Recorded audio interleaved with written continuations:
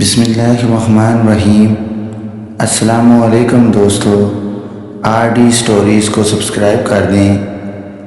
قرآن مجید میں نیک اور متقی مسلمانوں کے لیے جنت کی نعمتیں شمار کراتے ہوئے ارشاد باری تعالیٰ ہے، اور یہ بات اسی طرح ہے اور ہم ان کا گوری گوری بڑی بڑی آنکھ والیوں سے بیاہ کر دیں گے۔ اسی طرح ایک اور مقام پر ارشاد فرمایا، تکیہ لگائے ہوئے تختوں پر جو برابر بچھائے ہوئے ہیں، اور ہم ان کا گوری گوری بڑی بڑی آنکھوں والیوں یعنی حوروں سے بیاہ کر دیں گے۔ حور حورا کی جمع ہے، اور حورا اس عورت کو کہتے ہیں جو جوان ہو، حسین و جمیل ہو، گورے رنگ کی ہو، سیاہ آنکھ والی ہو، اور اینا کی جمع ہے، اور اینا اس عورت کو کہتے ہیں جو عورتوں میں بڑی آنکھ والی ہو۔ بہقی نے حضرت انس رضی اللہ تعالیٰ عنہ کی مرفوع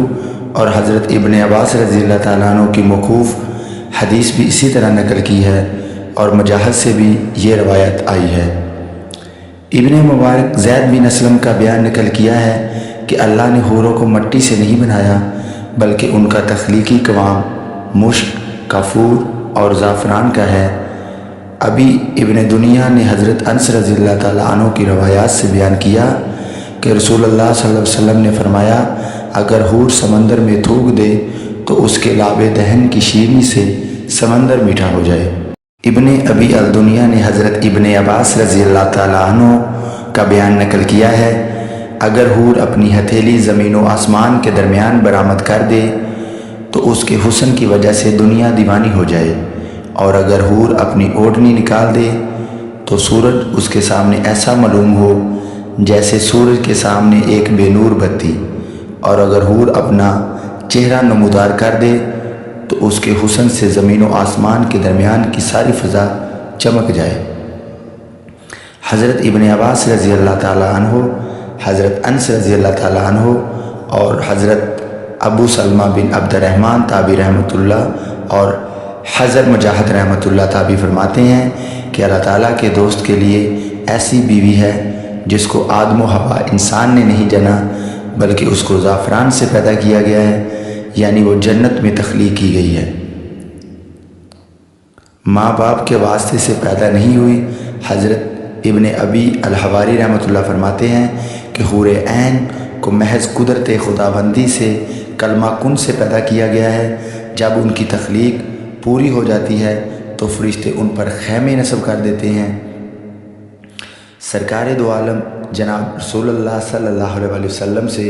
حور عین کے متعلق سوال کیا گیا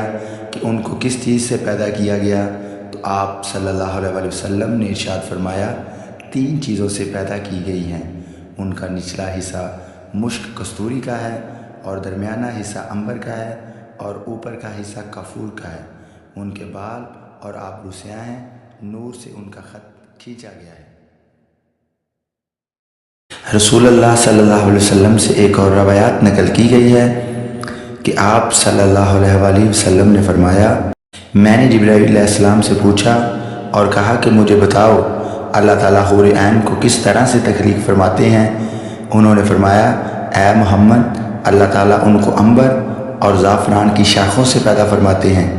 پھر ان کے اوپر خیمے نصب کر دیے جاتے ہیں۔ سب سے پہلے اللہ تعالیٰ ان کے پستانوں کو خوشبودار گورے رنگ کی کستوری سے پیدا کرتے ہیں، اسی پر باقی بدن کی تعمیر کرتے ہیں۔ حضرت عبداللہ بن عباس رضی اللہ تعالیٰ عنہ فرماتے ہیں کہ اللہ تعالیٰ نے حور عین کو پاؤں کی انگلیوں سے اس کے گھٹنوں تک زعفران سے بنایا ہے، اور اس کے گھٹنوں سے اس کے سینے تک کستوری کی خوشبو سے بنایا ہے، اور اس کے سینہ سے گردن تک شعلہ کی طرح چمکنے والے عنبر سے بنایا، اور اس کی گردن سے سر تک سفید کافور سے تخلیق کیا ہے۔ اس کے اوپر گل لالہ کی 70,000 پوشاکیں پہنائی گئی ہیں۔ جب وہ سامنے آتی ہے اس کا چہرہ زبردست نور سے ایسے چمک اٹھتا ہے جیسے دنیا والوں کے لیے سورج، اور سامنے آتی ہے تو اس کے پیٹ کا اندرونی حصہ لباس اور جلد کی باریکی کی وجہ سے دکھائی دیتا ہے۔ اس کے سر میں خوشبودار کستوری کے بالوں کی چوٹیاں ہیں، ہر ایک چوٹی کو اٹھانے کے لیے ایک خدمتگار ہوگی جو اس کے کنارے کو اٹھانے والی ہوگی، اور یہ حور کہتی ہوگی، یہ انعام ہے اولیاء کا اور ثواب ہے ان اعمال کا جو بجا لاتے تھے۔ جو شخص تھوڑا کھانا کھا کر نماز پڑھتے ہوئے رات گزارتا ہے، صبح تک حور عین انتظار میں رہتی ہے کہ شاید اللہ تعالیٰ اس نیک بندے کے ساتھ ہمیں بیاہ دے۔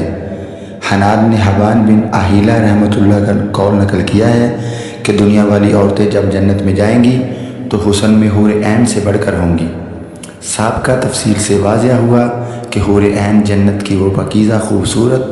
گوری اور بڑی آنکھوں والی عورتیں ہیں جو دنیا کی عورتوں سے جدا ہیں۔ ان کی تخلیق کا قوام بھی مختلف ہے، البتہ دنیا کی عورت کا حسن جنت میں داخل ہونے کے بعد حوروں سے بڑھ کر ہوگا اور وہ حوروں کی ملکہ سردار ہوں گی۔